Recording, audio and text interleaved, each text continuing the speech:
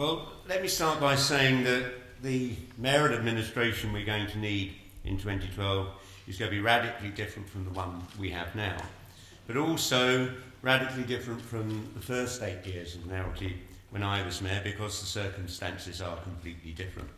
We're now facing unprecedented economic stagnation, and perhaps even worse. We've got a sharper fall in real living standards than anyone here has experienced, and we need to remember the 1930s to look for anything comparable or worse than this. On the official forecast, this depression will last even longer than that Great Depression of the 1930s. And just like in the 1930s, the government has chosen the path of savage cuts in public spending in an effort to reduce public sector deficit. But it didn't work then, and it won't work now. We're told that these cuts will improve the outlook for business, but ordinary people, the household sector, they are the biggest customer of business, and their real incomes are falling. Government is the other big customer of business, but it's also cutting back its spending. So it may be claimed that the overseas sector will come to the rescue, but now half the customers we trade with in other countries are adopting broadly these same policies. So I don't believe business is going to invest if virtually all its customers are cutting back. And in City Hall, we have quite unprecedented cuts being made following the Whitehall agenda. The Mayor of London has imposed a series of cuts and delays in capital spending, even when the recession was at its most fierce. Most of those cuts hit Outer London hardest: the cancellation of the Croydon Tramlink extension, the extension of the DLR to Dagenham Dock were both early and bad decisions of this mayor. And the Thames Gateway Bridge was cancelled, even though the PFI monies for that were actually already available. And I believe that this approach is why London's home building has virtually ground to a halt, even though the mayor inherited an allocation of £5 billion to be spent between the 1st of April 2008 and the end of March 2011. And that was the largest housing programme available to London since the 1970s. And we've woefully failed to achieve the 50,000 affordable homes that should have generated. At the national level, the prospects for success with the government strategy can be gauged by looking at those countries, Greece and Ireland, who've gone further down this road and started early. The upward revision of the government's own borrowing forecasts in the autumn statement last month showed that the policy objective is already failing even in its own terms. An expanding economy where GDP grew by 2.8% in the 5 quarters before the Tories took office has now become a stagnating one, with all the pointers suggesting worse is to come. And that is why unemployment has begun to surge in recent months. It wasn't because of snow or the royal wedding or the Eurozone, but because of this government's own policies. Those policies have failed, and ordinary people who didn't create this crisis are now the ones being made to pay for it. Those policies are hurting the overwhelming majority of our society. And effectively, this is a situation where 1% are getting away with it. What we really need is a government and a mayor that are actually looking after the 99% that at the moment are bearing the pain. If you're an investment banker, already a multimillionaire, then you're doing all right under the government's policies. But we clearly need a different approach here in London. For policymakers, it's necessary to look at the problems facing Londoners as they currently stand, and then devise the policies in response to it. First, we need to look at living standards overall. The Office of Budget Responsibility is predicting that average real earnings will fall by nearly 3% in 2011 and will fall again in 2012. That means real household disposable income will fall by 4.7% between 2009 and 2012, which is the biggest 3-year drop since records began in the mid-1950s. The IFS estimates real median household incomes will be no higher in 2015-16 than they were in 2002 to 03. That's a decade without any increase in living standards for those on middle incomes.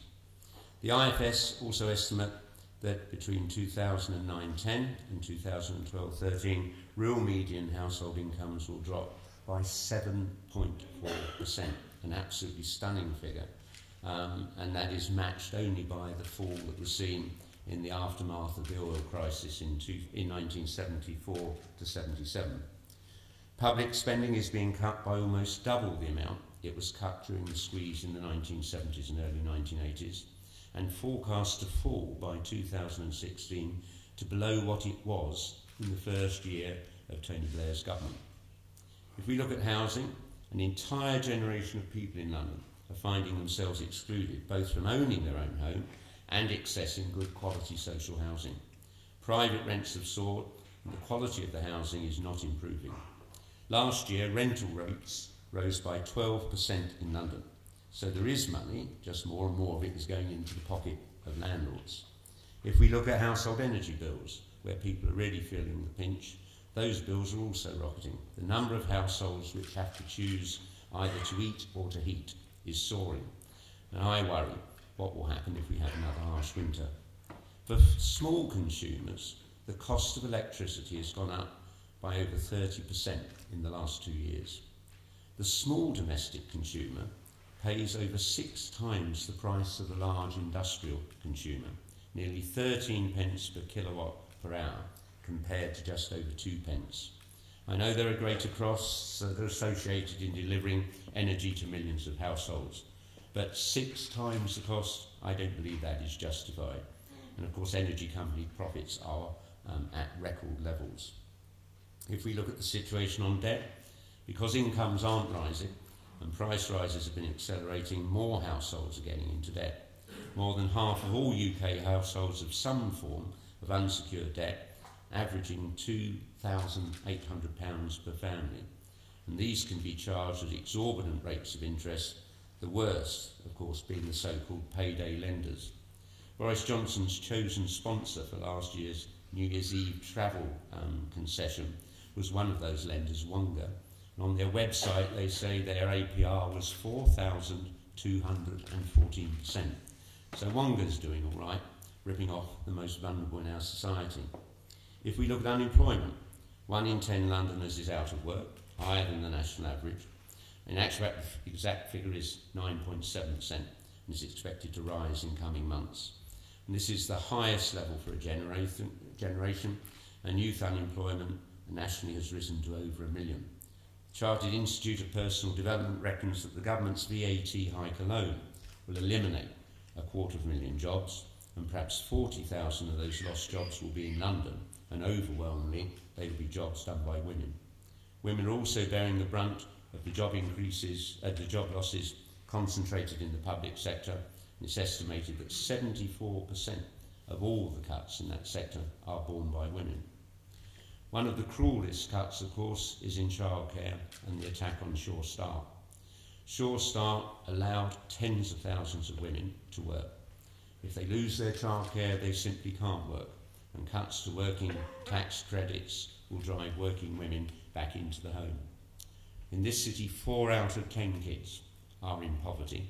The major cause of that poverty is the cost of childcare. 44% of women who are out of work in London say it's because of childcare, and that's the highest proportion anywhere in Britain. If we look at policing and crime, it's a myth that the Tories are tougher on crime than Labour. In fact, since 1945, crime has always risen under a Conservative government. In London, and that's a statistic no one had noticed before, it even surprised me after all the rhetoric. In London, crime is rising once more. Personal robbery, residential burglary and rape are all rising sharply. Knife crime amongst young people, that's defined as under 25, has risen under Boris Johnson by 30%. And as the crime is rising, police numbers are being cut. Yet none of this is inevitable. Countries that experience the same banking and economic crisis as Britain have had very different policy responses and yield very different results. The global crisis is the context in which we have to make policy for London. However, it means that what the Mayor can and must do this time is very different from what was possible in the first 8 years of the mayoralty. We're no longer in a situation where large infrastructure spending and the radical expansion of services will be relatively easy. We were able to win the biggest public transport investment programme since the Second World War with projects like the East London Line connecting up South and East London. We secured Crossrail, the Olympic Games and a massive upgrade of the bus service. Now the Mayor must continue to invest and to make the case for investment. But we have an urgent task to protect Londoners from the decline in living standards and the squeeze that ordinary people are facing. We need an activist City Hall that will pursue an agenda to ensure the living standards of ordinary people are at the front and centre of policy decisions. Vanity projects and spin and an obsession with legacy are less important than how Londoners get through this on a day-to-day basis. For central government, a key lever is always taxation. For the Mayor, fares have become a stealth tax. And in this election, Londoners are able to decide just how high or low their fares will be. I will cut the fares, Boris Johnson will raise them. In the last 3 or 4 weeks, that choice has become a defining difference between the policies and values of the two main parties. In January, fares will rise overall by 5.6%. I will cut them overall by 7% in October, and in addition I will cut back the single bus fare further by 11%, down from £1.35 to £1.20. I will do that because the bus fare has been raised by scandalous amounts in this mayoral term, up exactly 50% under Boris Johnson. I will then freeze fares throughout 2013 and ensure that after that, overall increases in fares will be no more than inflation. On average, this package will benefit ordinary Londoners by about £1,000 each, or travellers by about £1,000 each over that 4-year term. And that is money that almost all of it, I suspect, will be immediately recirculated in the local economy, helping to sustain local shops and local employment. Just like Ed Ward's plan for a VAT cut, it puts money back in Londoners' purses and pockets and helps the overall economy. We'll pay for this without harming investment or services. Inflation busting fare increases and a trend growth in passenger numbers mean Boris Johnson has had an operating surplus in his transport budget year after year. Under this regime, there was a surplus of £729 million last year alone. And this year, Boris Johnson is trying to hide the surplus by cooking the books. But by his own figures, the first 6 months of this year, this financial year, showed a surplus of £206 million in the fares account. My policy will simply dent those surpluses, not eliminate them. The investment programme is entirely separate and wholly agreed by government, and the funds have already been assigned to that, running out to 2015. And in addition, on average, in each of his first 3 years, the Mayor underspent that investment budget by an average of £238 million a year.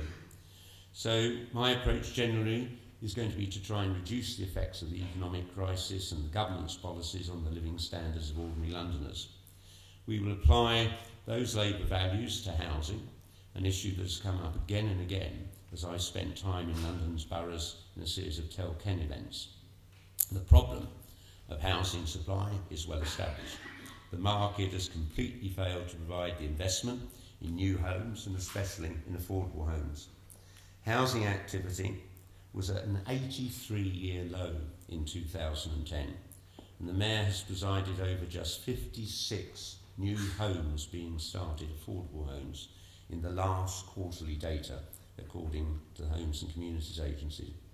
By contrast, in 2008, there were 11,000 new affordable home starts in London for that year as a whole. But affordability is now rendered meaningless by the adoption of the 80% market rent. The only way to affect the situation in the longer term is to significantly increase the pace of home building, and I'll be making announcements in this area later in the campaign.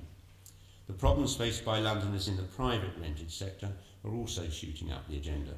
Earlier this year I launched an appeal for Londoners to tell me about their housing horror stories and their personal experience of the sector. We'll be publishing our findings later this week, and we were overwhelmed by the number of people that contact us. I just choose two. One said, I currently live with my husband and 2 children in a small 2-bedroom flat in North London, for which we pay the extortionate amount of over £1,250 per month. We cannot move as we have elderly relatives in the area that we look after and our children are settled in school.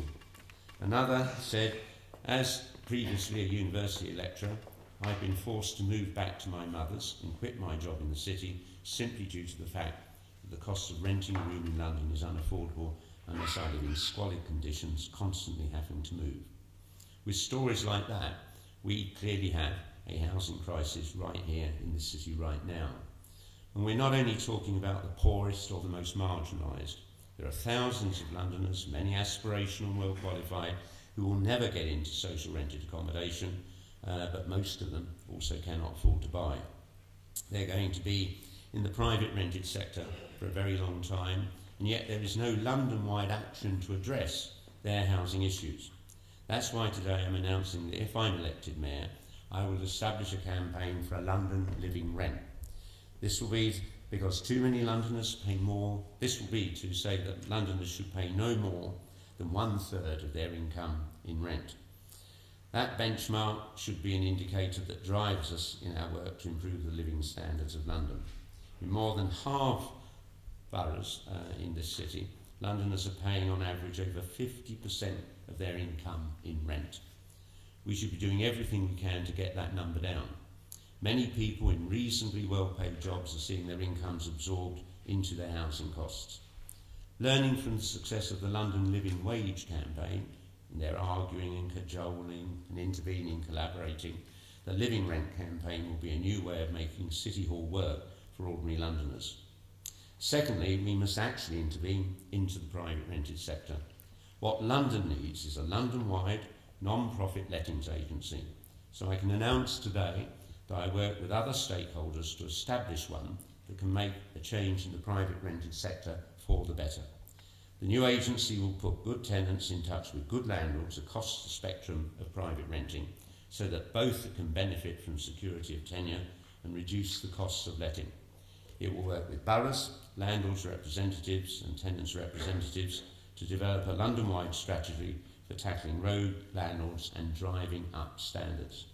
It will tackle issues of accreditation, inspection and enforcement, licensing and energy efficiency, as well as tenants' deposit protection. I want to see an end to the churn and burn approach of some of the private letting agents, so I will tackle the abuses in this area. Through this work, we can challenge the scandal of rip-off agency fees, horrific standards, and the daily experience of disputes over deposits in the private rented sector, seeking to widen best practice, such as that in Newham, a borough which has already made a campaign for the fairer rented sector a key part of their work. From today, I want to hear from key players involved in housing in London about how best to implement this new idea. In the coming weeks, I will set out more detail of how this new arm of the Mayor's role will work. This fairer approach to housing in London applies the principles of our Fair Deal campaign to the issue of housing, righting wrongs, restoring fairness, and speaking up for the majority. As we approach the mayoral election, I will be setting out in greater detail how we're going to promote London as a tourist destination, a business travel destination, a centre for international study, and above all, as a magnet for overseas investment. The simple reality is there will be no dramatic growth out of the European or North American economies for most of the rest of this decade. If we're to create new employment opportunities here in this city, we have to attract those firms growing dynamically in the emerging economies of Brazil and Russia and India and China. And coming up behind, we have Vietnam and Mexico and Turkey. All of those have firms that have to do business somewhere in Europe. The Mayor's job must be to make the case that the best place to do business in Europe is here in London. London is the only city in Europe that matches American levels of productivity and competitiveness. The next city in that list is 20% behind. We also, I believe, have the most tolerant and welcoming city. So this should be a key role of the Mayor to travel the world to attract that inward investment that will give chances of employment to Londoners of all ages and all backgrounds. It will greatly help matters, actually, to achieve this if the government abandoned its stupid and reactionary visa cap And if overseas business people didn't get the impression from that approach that there's no welcome for them here in this country. But all of this will be framed within an agenda of ensuring we put people first, working to help Londoners and not just a privileged few. It means on policing, I will reverse the cuts to police numbers, using the new powers of the Mayor's Office for Policing and Crime. I intend to ensure that the Met is also more responsive to the needs of Londoners. A Victims Commissioner for London will ensure the victims of crime are not forgotten. That is my vision for London's future. Once more, growing and thriving, a city open to new ideas, new investment and new people. A city where living standards and safety are improving and not getting worse. And a city that shares the wealth created more fairly and which cherishes all of its citizens. That seems to be the opposite of what drives this government and the current administration at City Hall. So it's time Londoners had a mayor who stands up for all Londoners. Thank you very much.